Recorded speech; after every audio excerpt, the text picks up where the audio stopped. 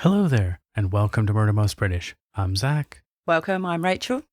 So before we begin, if you enjoy what we do, you like the episode and all that, give us a like on YouTube, follow, subscribe, all that good stuff. And if you're listening to the audio version, hey, give us a 5-star rating, review, whatever you got to do, and give us a follow. Yep, we really appreciate that. But before we begin, this episode contains discussion of a brutal assault, murder, including descriptions of serious injuries, and the attempted destruction of a body by fire. Some listeners may find this content distressing, so listener discretion is strongly advised. So let's get to the story.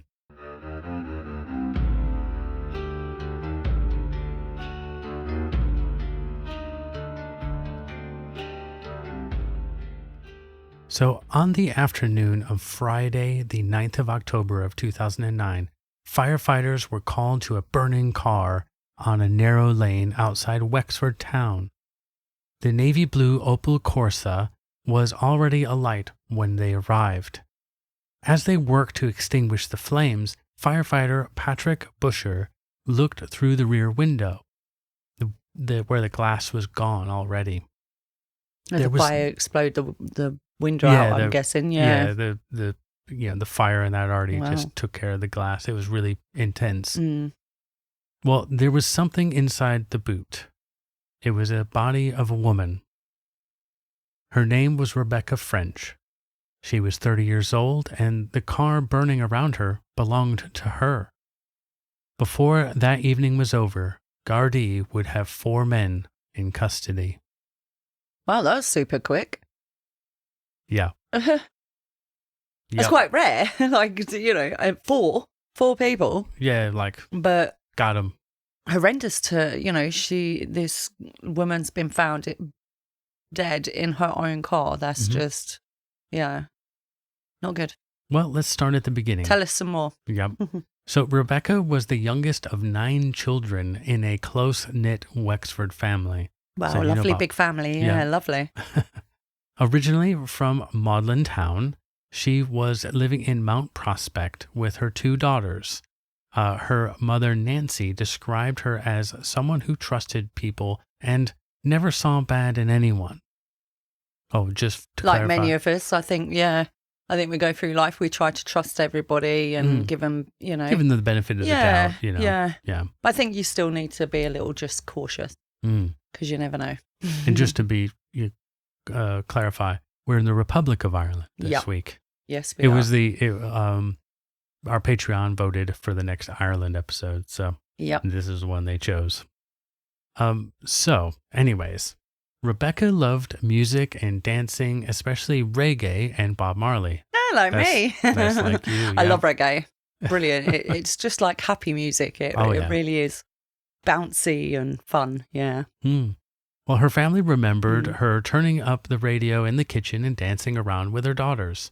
She was also passionate about makeup and hairstyling. She had completed a beauty course in Enniscorthy, taught herself how to do sew-in hair extensions for family and friends, and hoped to start her own freelance beauty business. Reminds me of like when you were doing nails. Yeah. You just taught yourself. It is quite good to teach yourself, you can kind of just take your time with it. And it's not that hard to learn, to be fair. Yeah, especially when you got YouTube to there's so many tutorials to help you out now. Most definitely, yeah. Everybody's putting their skills and talents on YouTube and places like that. And it's a great place to go to for, starting out. So it's free, free advice, free showing you what to do. The amount of videos and stuff I did to do all this, like editing and stuff, it's amazing. The amount of cool stuff is out there. Well, it sounds like she was very entrepreneurial. So, wanted to sort of better her life with doing her skills of hair and beauty. So sounds like a lovely woman. Well, Rebecca had first moved to London at 17 years old, where she completed a special needs childcare course. She later returned to Wexford, where she had also worked as a care assistant. So that morning of the day, She dropped the girls at Skolmira. It's SCOILMHUIRE. So obviously Irish language. Yeah. Type. I'm sorry I messed it up. It happens. Yeah. Well, that was in Coolcots. Okay. At around 9 o'clock, Louise Fowler encountered Rebecca driving her blue Opel Corsa on a bend outside Wexford town. Rebecca suddenly swerved across the road, forcing the car ahead of Louise to stop. She nearly crashed into us, Louise said. Louise knew Rebecca and thought she looked frightened. So at around 10 o'clock, Rebecca entered an Aldi supermarket in Clonard with another young woman who had 2 black eyes and a plastic bag looped over her wrist. So that's weird. Bit of an odd thing to see, yeah. Yeah, a couple black eyes. I mean, but you don't know how it might have happened. But so at the checkout, an employee noticed a bottle of rum inside the bag. Rebecca tried to pay for it, but staff could not sell her alcohol before 10:30. Yeah, we do have a limit over here, like what, in the UK. Yeah, like what time you can actually buy it. Yeah. I remember when I was living in New Mexico, you couldn't buy alcohol on Sundays. Yeah, it's the licensing law, isn't it? I think, that's mainly, is it because it's Holy Day or something? Yeah. You're like, so it's, yeah. Well, so minutes earlier, the 2 women had visited another nearby shop where Rebecca bought cigarettes. Sarah Hall, who was working there, thought Rebecca seemed detached from everything around her. She looked as though she was, quote, in her own world. Which doesn't always seem abnormal, I think Just kind of floating life gives you, you've got so much to think about and you kind of zone out and just mooching along sort of as a robot type, But yeah. Kind of going through the motions of life. Exactly. Yeah. I think we're all get like that sometimes. I don't think it's always out of the ordinary. Well, Rebecca's car had also been seen at a house in the Ardnadara estate in Clonard. Okay.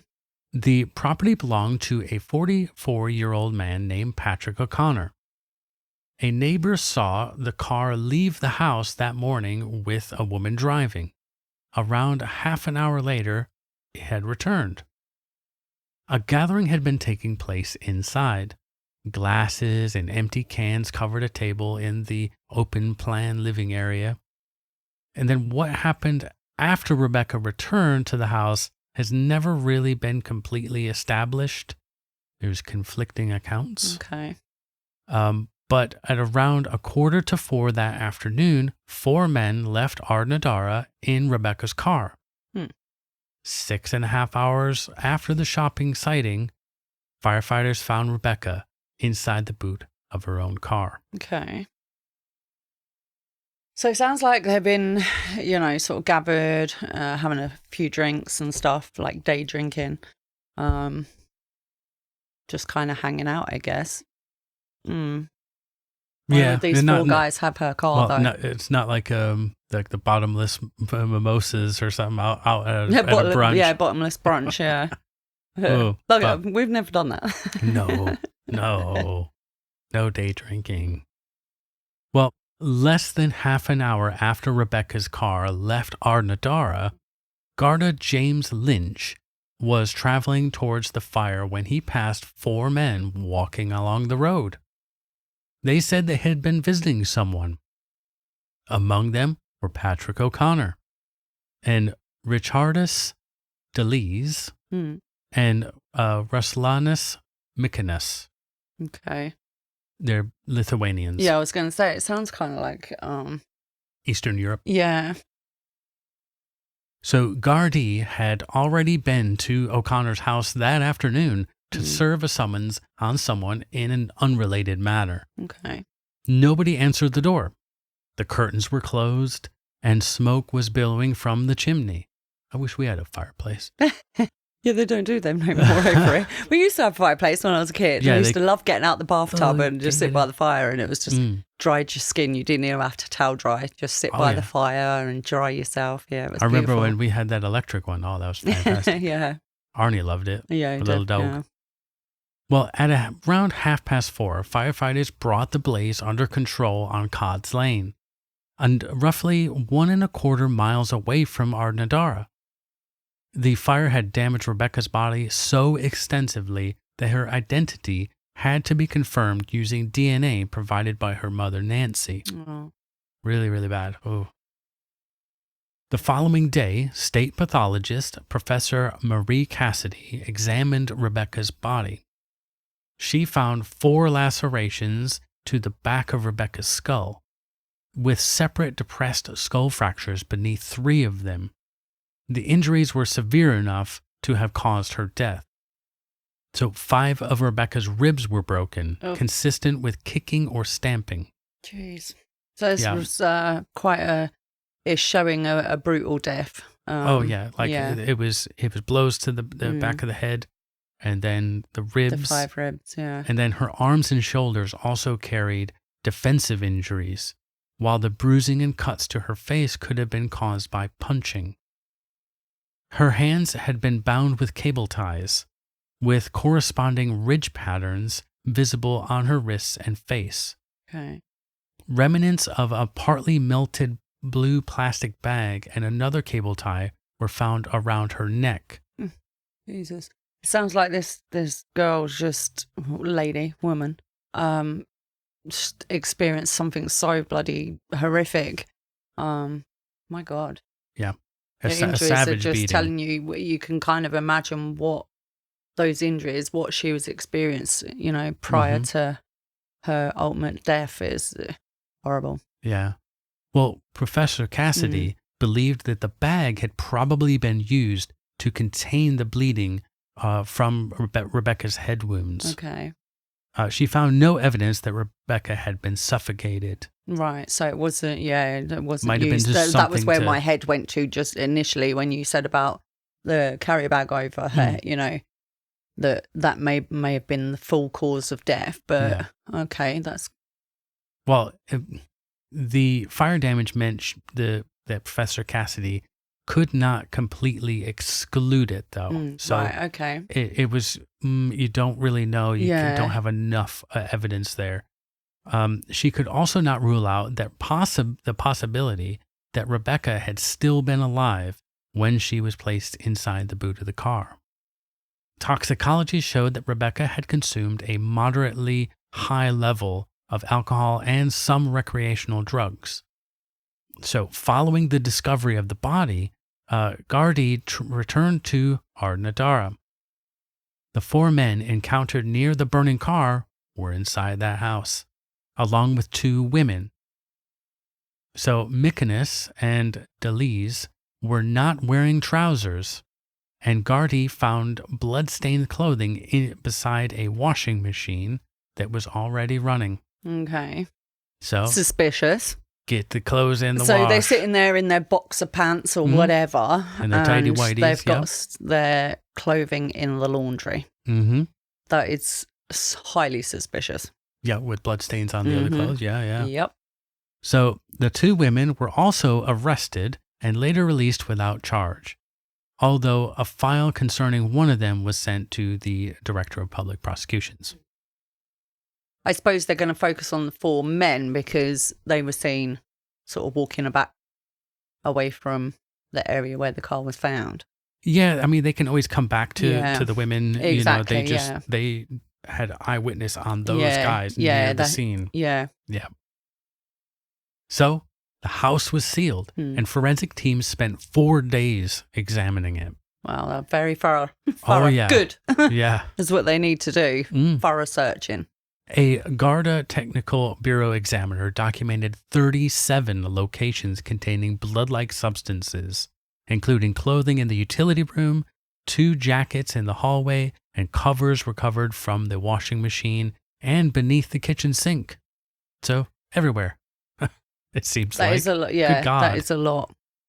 Testing confirmed Rebecca's blood on stools in the living room, on slabs outside on the back patio, and on 2 golf clubs recovered from the house, a 4-iron and an 8-iron.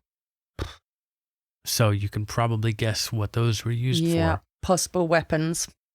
A large amount of jewelry and cable ties were recovered from the ashes in the fireplace, along with signs that other items had been burned.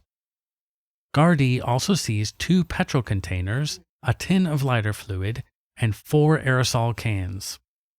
Obviously used as an accelerant. Mm-hmm. Okay. Yeah. So it seemed like everything's there's a lot here. of evidence that they've gathered. Yeah. Well, within hours, Gardaí had 4 men linked to the Ardnadara, Rebecca's car, and the fire, inside a house containing her blood-stained clothing, and 2 golf clubs carrying her DNA.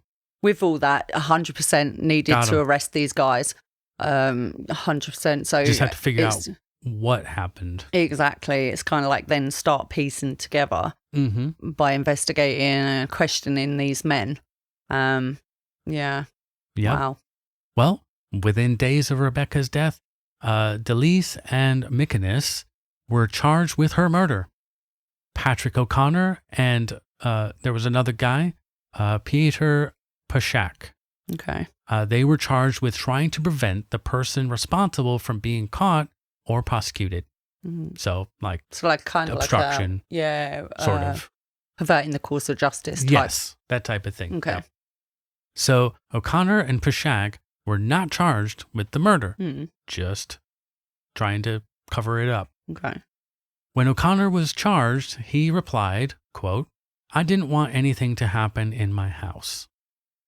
Okay. Well, that doesn't say that something didn't happen or it did happen. Very weird but statement. It does. That comment suggests to me that you knew something happened in your house. You didn't want it to happen in your house. Yeah. Well, all 4 men were remanded into custody while the Gardaí continued building that case against them. So, almost 1 year later, in October of 2010, Delise and McInnes went on trial at the Central Criminal Court in Dublin. Both pleaded not guilty. The prosecution said Rebecca had been murdered inside Patrick O'Connor's house and that the 2 men had acted together during the attack.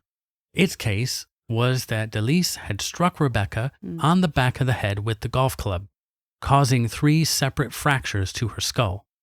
McInnes was accused of kicking and stamping on Rebecca while she was in a defenseless position, breaking several of her ribs. Each man, the prosecution argued, had been aware of what the other was doing as Rebecca was fatally injured. Professor Cassidy confirmed that Rebecca had died from blunt force trauma to her head.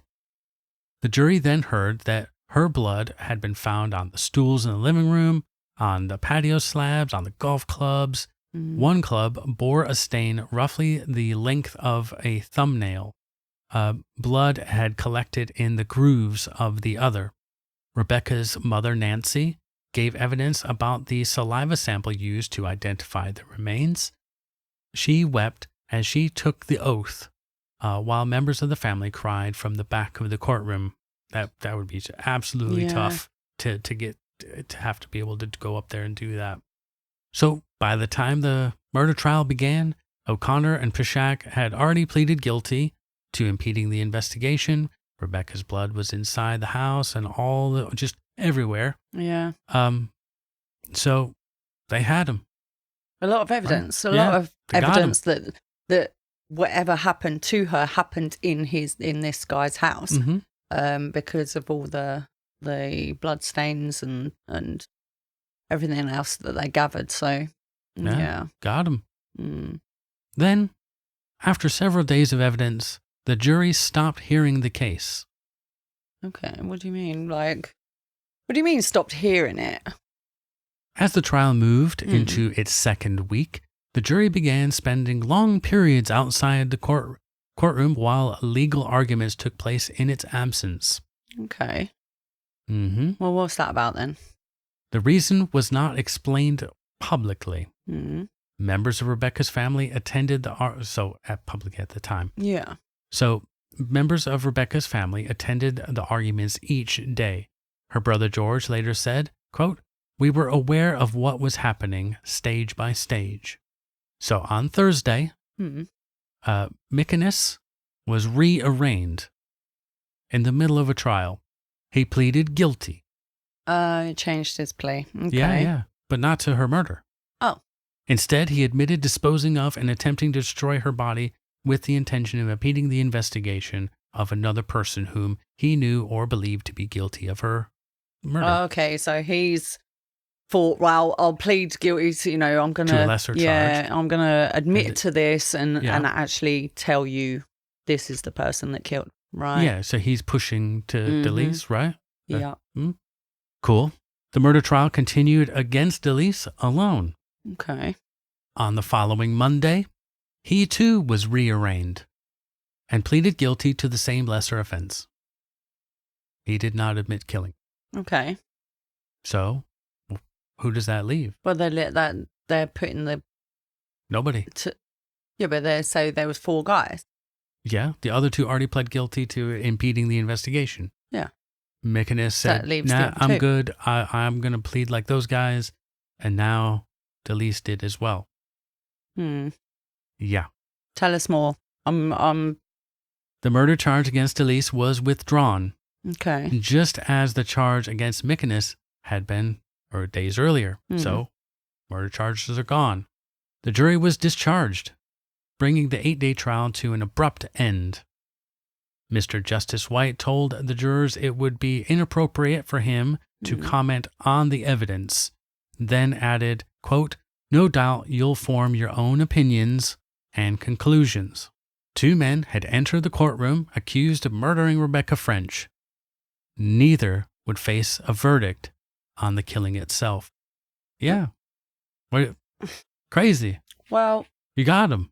The amount of evidence. exactly. And amount of everything. This is why I'm feeling confused because I'm thinking, well, hang on a minute. Okay, so you've arrested them and charged them for murder. All this evidence shows that they were there in this property with her, and all the evidence of them washing their clothes, everything like that. To then, okay, they plead not guilty to murder, but they plead guilty to impeding the investigation. Yeah. Well, surely they should still go ahead with the. Why have they dropped the murder charge? Well, the collapse centered on statements the men had made while being questioned by Gardaí. Under the custody rules, Mikinis and Delise should have been resting at the time those interviews took place. Because the questioning breached those rules, the admissions they had made could not be used against them in court. Okay, so police failure then, basically. Yep. They did all that hard work, but they breached the rules of conduct. Yep. And those were not admissible. Without them, the Director of Public Prosecutions concluded that the remaining evidence could not establish who had inflicted Rebecca's fatal injuries or prove the role of either defendant beyond reasonable doubt. Mikinis and Delise had admitted disposing of and attempting to destroy Rebecca's body. O'Connor and Pishak had admitted impeding the investigation. Superintendent Kevin Gralton confirmed that Gardaí were not and would not be looking for anyone else in connection with her murder. Yet nobody would be prosecuted for killing her. See, this bugs me because I think, at the end of the day, yes, okay, they did, that maybe they should be re-interviewed, re-arrested for, obviously, this just winds me up because obviously the police should know and do the job that they're supposed to do correctly to the T, and not, because obviously like it's shown here, it's jeopardized the case now. It just collapsed. Yeah. And then they took lesser, so now they can't be redone. Yeah. Well, at sentencing, another detail emerged. During the Garda interviews, Mikinis and Delise had separately offered to plead guilty to manslaughter. Okay. But the Director of Public Prosecutions rejected those offers. They were never formally entered at arraignment, And once the statements were excluded, they could not be used to establish that either man had killed Rebecca. It was a snowball, just collapsed. And you couldn't go back and do it. Yeah. Utter failure of the system and the I mean, it's just not fit for purpose. It's getting to that point where a lot of this stuff is just, happening and everything just seems to be broken. Do you know what I mean? Like, people are not following procedures and doing things correctly. Yeah. And then it's putting people at risk. Putting, because now these people will be, obviously charged for the just other offences. Yeah. But they will be out, sooner rather than later if they would have been, followed on with the trial for murder. Yeah.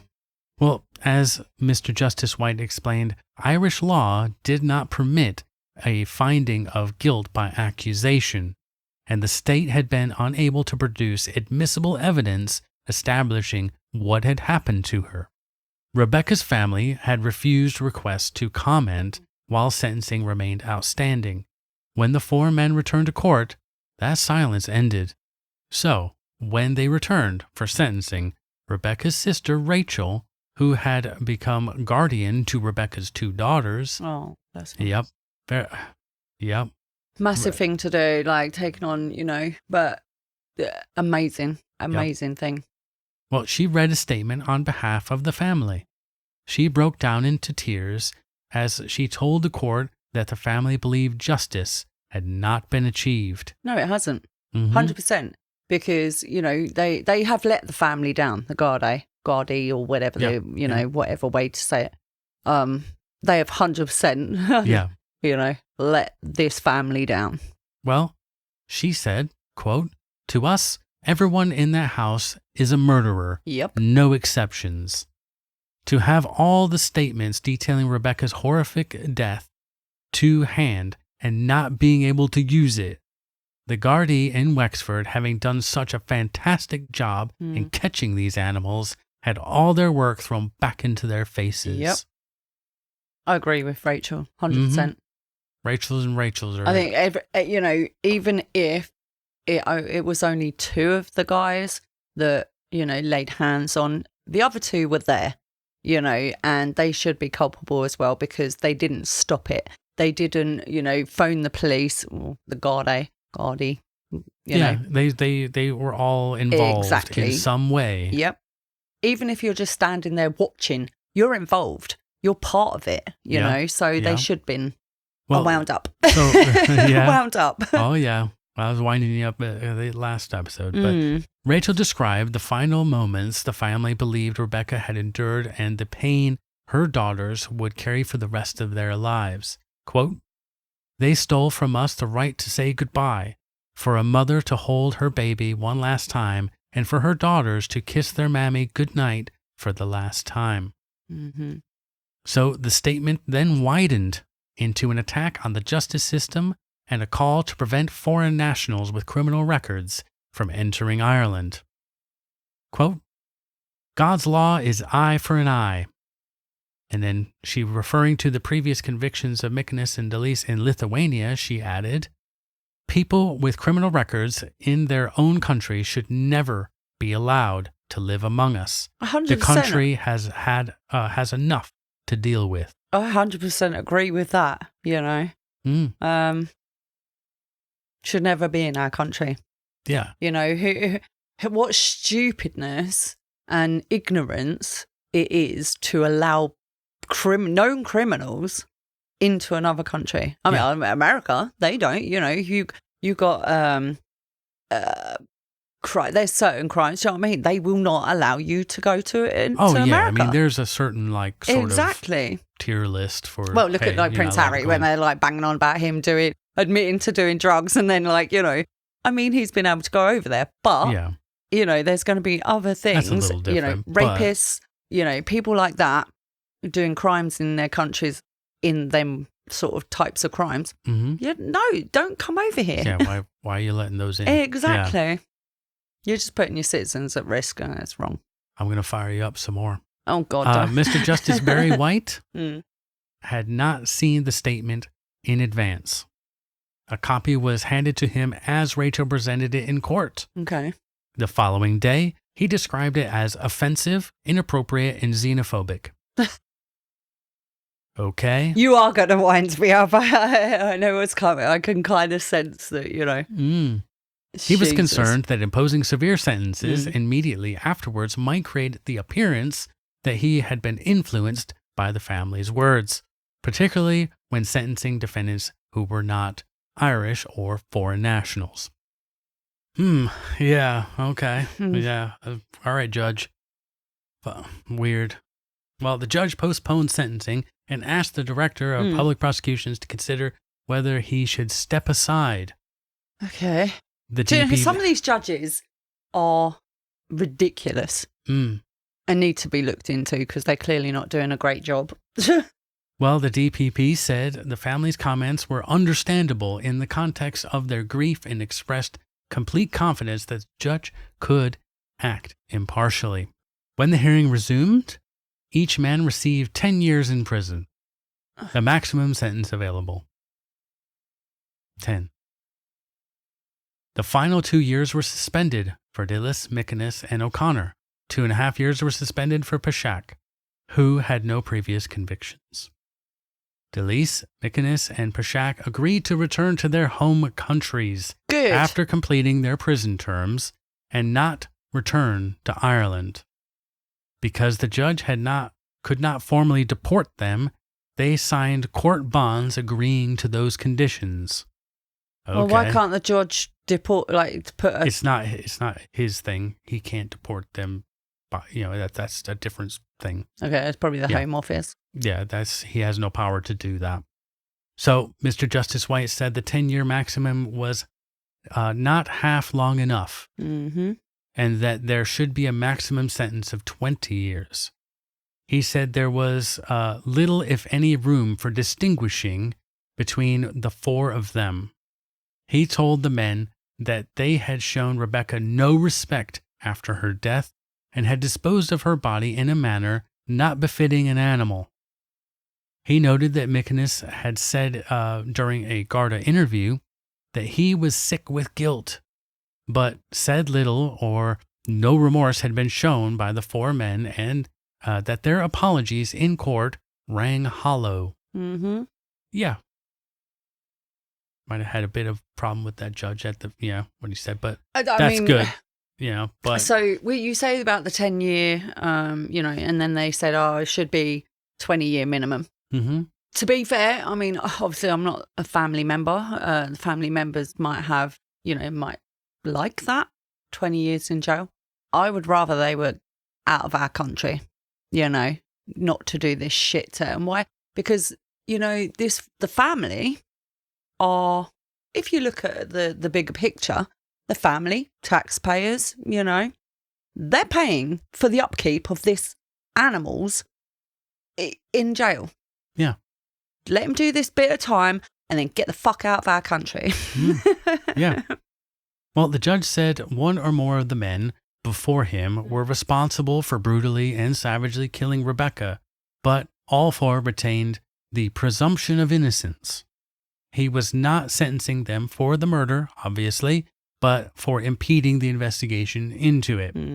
Those sentences were the only substantial punishment anyone would receive in connection with Rebecca's death. But there was still one person who claimed to know what had happened inside the house. And did this person open up and tell? Did he speak up? The two women had been, arrested in the initial investigation, and later released without charge. Yep. One of them was Helen Connors.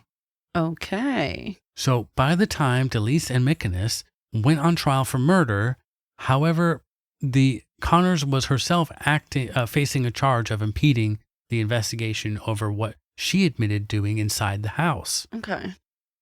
So although she claimed to have witnessed the attack, she was not simply an independent eyewitness.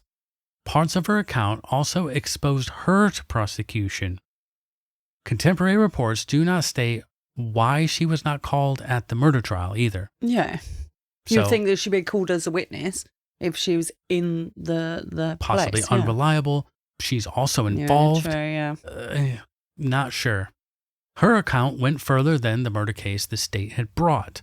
O'Connor and Pashak had never been charged with Rebecca's murder, but Connors accused all 4 men of taking part in the attack. According to Connors, she, Rebecca, and the 4 men had been drinking vodka and wine in the house since about 11 that morning. Connors said the atmosphere changed after DeLees began repeatedly punching Rebecca in the face. So something blew up.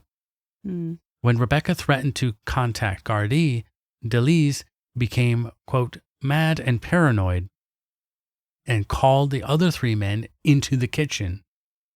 From the other room, Connors heard someone repeating, quote, gloves, gloves, gloves.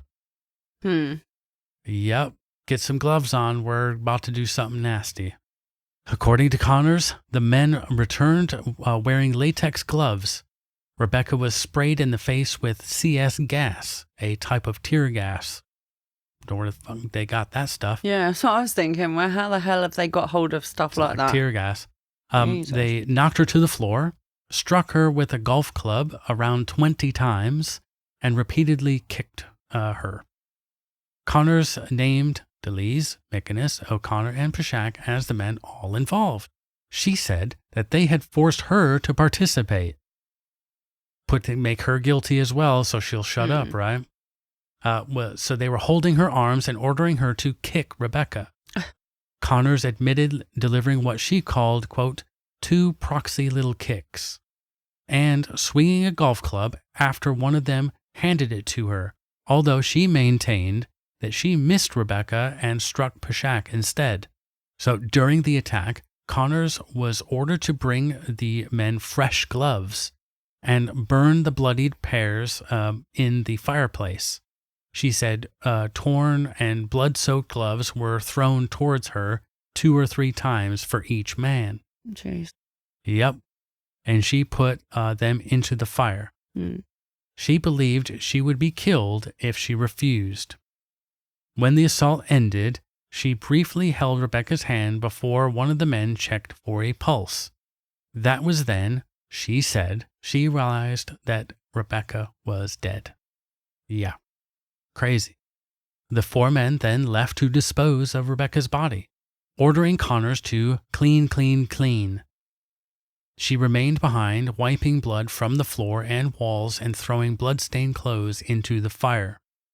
She later said, quote, I was on my hands and knees trying to get the blood up, praying to God I wouldn't be killed when they got back. I would have left the fucking property and, Say, peace out, brother. I'm out of here. See ya. I would have gone to the police. But now, in her mind, she's thinking that she's now implicated. She participated in this act. And then she's got to do what they say. And then when she can get away, she can get away. I understand that mindset, but I think, and I suppose like hindsight's, Hindsight is 20/20. Yeah. I mean, I'd like to think that if I was in that situation, do you know what I mean? One, I would just be focusing on trying to get the fuck out of there and phone the police, but, Well, Connors said she had no phone and was too afraid to flee, fearing the men would see her on the road and find her afterwards. She later asked RD for witness protection and requested to be moved to another town or another country, fearing the men would see her as a rat and that she would get a bullet in the head. So she was really afraid. So she was charged with disposing of or attempting to destroy evidence to prevent those responsible for being prosecuted. The prosecution argued that during the half hour or more the men were gone, she could have sought help from a woman sleeping in a granny flat behind the house, nearby neighbors or shops. It was argued that her tearful Garda statements showed that she was concerned about what would happen to her. Her defense said she had witnessed a most brutal and vicious murder and reasonably believed that she would be killed if she disobeyed the men. The judge told the jury that if they believed duress was a genuine possibility, they had to acquit her. Okay. In June of 2011, after more than 5 hours of deliberations, the jury failed to reach a verdict. At her retrial, the following year, a second jury considered the same question, whether Connors had willingly helped conceal the crime or acted because she genuinely believed the men would kill her. After just over an hour, unanimously found her not guilty. Okay. So Connors walked free, which I think was probably the best outcome. She was caught up in it, unfortunately. But she told him exactly what happened. She still inflicted injuries to the victim, you know? But where's the punishment for that? But, yeah, yes and no. Do you know what I mean? I know if she's even if you're fearful, but you've still chose to do it. You're watching instead of four protecting guys somebody else, you're murder protecting someone. yourself. Yeah. I don't know. I think... And you're thinking, if I don't do what they say, they're going to come and do that to me. And I do think, if you're in that situation, you probably would do the same, to be fair.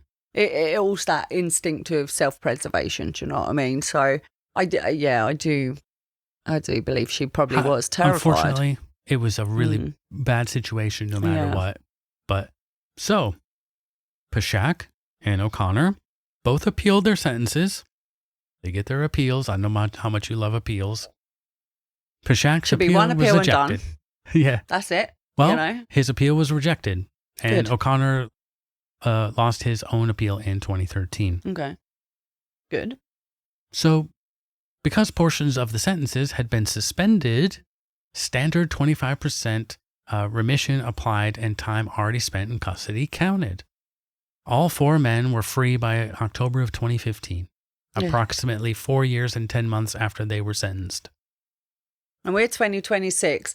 I wonder if they're still in Bloody Ireland or whether they actually got deported. Probably not. Probably not. So they spent 4 years and 10 months. This winds me up. Stop letting them out early. Stop giving them good behaviour, bloody early release. And, you know, if they're sentenced 10 years, they do 10 fucking years. Well, yeah, they were sentenced to 10 years, but they had like 2 years or 2.5 years suspended. So it was like 8 years or 7.5. And then they got 25% of that. Only do a couple years. Yeah, but then why are they suspended it? Okay, so they suspended it, but then that should have been completed on top. Do you know what I mean? I just don't. So it really, they all got away bugs with me. murder. Yeah, it really bugs me. They did 4 years or whatever years for murder. I mean, it's got even worse now. You know, people are being let out after 25% of or whatever it is of their sentencing. It's just wrong. It shows that, you know, before you've even been sentenced, you know that you're going to get a certain amount off and this, that, and, you know, only have to do... As long as you have some good behavior, you get 25% only have to do like off 40% of your sentence. That's just bloody ridiculous. Crazy. Well, there was an inquest into Rebecca's death.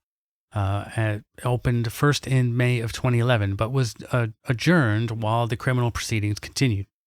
It finally concluded in September of 2015. The coroner said she had died following an assault and that it was more likely that she died at Ardnadara rather than inside the car. The jury returned the verdict of unlawful killing. No shit. It did not identify anyone legally responsible for her death, though. So, you know, around the same time that they're all getting out, they're finally getting to the inquest and going, yeah, you know, and they're all getting out already. So there's just no justice for their family or for the victim at all. Yep. So, less than 2 weeks later, O'Connor was released on the 9th of October. Yeah. 1 day before his expected release date, to facilitate meetings with social services and housing bodies and all that. His release, therefore, fell exactly 6 years after Rebecca's body was found. Delis, Mickiness, and Peshach left Ireland under the conditions attached to their suspended sentences. Oh, good. So they're no longer in the country. I would just hop over to the UK probably. What do you mean the UK? You mean England or Scotland? Yeah. Because we're in Republic Ireland now. Oh, yeah. Sorry, yeah. Yeah, I would just go up to Northern Ireland and there you go. They're out. No. I wouldn't be surprised if that actually happened. Wouldn't to go back to their own countries, not just to leave Ireland? Surely. Yeah, they were said, you leave Ireland. Okay, so yeah. They left. So don't tell me they headed to Scotland, England, or Wales, or I don't know. Or Northern I don't know. I wouldn't be surprised. The following year, Patrick O'Connor spoke publicly about Rebecca's death for the very first time. He gave his own version of what happened inside Ardnadara, claiming Delis struck Rebecca with the golf club and that he had tried to call Gardaí but was stopped. O'Connor denied taking part in the killing himself, but admitted helping the other 3 men carry Rebecca's body to the boot of the car. He also apologized to Rebecca's family. Too late. Mm-hmm. Too late. So, her family was left with convictions for what happened afterwards, statements the court could not admit, and a murder investigation Gardaí said required no other suspect. Rebecca's family said, quote, "Justice in Ireland is sleeping while its people are dying. In Rebecca French's case, it never woke up." So, that was the story of the body in the burning car. Rebecca Which was French. horrendous. And for there to be no convictions for actual murder is just diabolical. Yep. Absolutely diabolical. That poor family didn't get justice whatsoever in this case. And just like I just said, justice in Ireland is sleeping. Mm. That was a perfect, I couldn't have said it better myself. Yeah, crazy. Wow. That just one thing could you have all of this evidence. Yeah. And one thing collapses everything of it. It's just crazy. This is where the authorities need to be on top of everything and following everything to so precise, because it leading to failures and, it will affect court cases. Yeah. And, this family and the victim has not got the justice that they bloody well deserved. Yep. It's just heartbreaking. Obviously, like we say, our heart goes out to the family and everyone and friends and anyone who was affected. But yeah, heartbreaking. Definitely. So, on that, thank you very much for listening. If you'd like to support the work we do here in the archive, you can join us on Patreon for ad-free main episodes. They come out 24 hours early, exclusive bonus cases, and access to our Discord community. Yep, check it out. And if you enjoyed this episode, please like the video and subscribe on YouTube. Follow the podcast and leave us a 5-star rating wherever you listen. It generally really helps us to keep doing what we're doing. And it also helps others discover the stories that we tell here. Mm-hmm. So please go ahead and give us a like. Yeah. You'll find Patreon, Discord, our socials, everything in the link tree below. Check it out, guys. Check it out. So until next week, guys, stay safe and stay curious. Bye-bye.